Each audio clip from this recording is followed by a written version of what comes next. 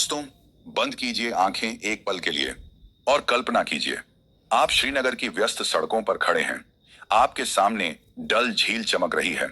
उस पर रंग बिरंगे हाउस बोट्स धीरे धीरे तैर रहे हैं। दूर पीछे हिमालय की बर्फीली चोटियां सूरज की किरणों में चांदी की तरह चमक रही हैं। ठंडी ठंडी हवा आपके चेहरे को छू रही है और कहीं दूर से कश्मीरी संगीत की हल्की धुन आ रही है। कश्मीर सच में धरती का स्वर्ग है ना? लेकिन अब आंखें खोलिए और ऊपर देखिए, बहुत ऊपर, उस खड़ी पहाड़ी पर जहां बादल लगभग छूने लगते हैं, वहां चोटी पर एक छोटा सा प्राचीन ढांचा खड़ा है, जैसे कोई पहरेदार जो सदियों से इस पूरी घाटी को देख रहा हो। वो है शंकराचार्य मंदिर, कश्मीर का सबसे पुराना शिव मंदिर। ये मंदिर सिर्फ पत्थरों का ढांचा नहीं है, ये इतिहास की किताब है, आस्था की मिसाल है और प्रकृति के साथ इंसान की गहरी दोस्ती का प्रतीक है। आज की इस लंबी यात्रा में हम साथ साथ उस पहाड़ी पर चढ़ेंगे, इसके हर रहस्य को खोलेंगे और जानेंगे कि क्यों ये जगह आज भी लाखों लोगों के दिल में बसती है। तैयार हैं? तो चलिए शुरू करते हैं। श्रीनगर आते ही सबसे पहले जो चीज आपको मोहित करती है वो है उसकी प्राकृतिक सुंदरता।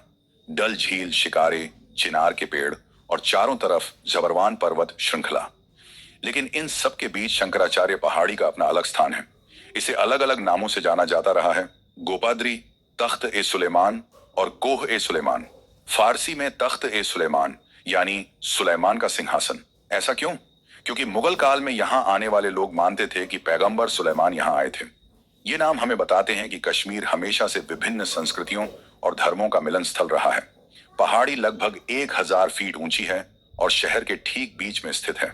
यहां से पूरा श्रीनगर नजर आता है, जैसे कोई खुली किताब आपके सामने हो। अब हम अपनी चढ़ाई शुरू करते हैं। चढ़ाई शुरू होती है पहाड़ी के आधार से। आजकल वहां अच्छी सीमेंट की सीढ़ियां बनी हैं, कुल 243 सीढ़ियां। लेकिन पहले के जमाने में रास्ता और भी कठिन था। जैसे जैसे आप ऊपर चढ़ते हैं, हवा और ठंडी होती जाती है। दोनों तरफ घने चिनार और देवदार के पेड़ हैं। कभी कभी बंदरों की टोली आपको घेर लेती है। सावधान रहिएगा, अपने सामान का ध्यान रखें। हर कुछ कदमों बाद रुकिए और पीछे मुड़कर देखिए। नीचे डल झील छोटी होती जा रही है। हाउस बोट्स खिलौने जैसे लगने लगते हैं। दूर शहर की मस्जिदों की मीनारें और हिंदू मंदिरों के शिखर एक साथ नजर आते हैं। कश्मीर की गंगा जमुनी तहजीब का जीता जागता सबूत। थोड़ी थकान लगेगी, सांस फूलेगी, लेकिन यही तो यात्रा का मजा है। हर सीढ़ी आपको इतिहास के करीब ले जा रही है। सोचिए, हजारों साल पहले भी लोग इसी रास्ते से ऊपर चढ़ते होंगे, पूजा करने, ध्यान करने। अब सवाल ये उठता है, ये मंदिर कितना पुराना है? कई इतिहासकार और पुरातत्वविद मानते हैं कि इस जगह पर पूजा की परंपरा कम से कम 200 ईसा पूर्व से चली आ रही है। कुछ का तो मानना है कि यहाँ पहले बौद्ध स्तूप या विहार रहा होगा, क्योंकि चौथी 5वीं शताब्दी में कश्मीर बौद्ध धर्म का बड़ा केंद्र था। हुयंत सांग जैसे चीनी यात्री ने भी कश्मीर की बौद्ध विरासत का वर्णन किया है। लेकिन सबसे विश्वसनीय स्रोत है कल्हण की राजतरंगिणी, कश्मीर का इतिहास ग्रंथ। इसमें लिखा है कि राजा गोपादित्य 371 से 311 ईसा पूर्व ने इस पहाड़ी पर ज्योतिर्लिंग मंदिर का निर्माण करवाया था। बाद में कई राजाओं ने इसका जीर्णोद्धार करवाया, जैसे ललितादित्य मुक्तापीड़ 8वीं शताब्दी और अवंती वर्मन। मुगल काल में भी इस मंदिर को सम्मान मिला।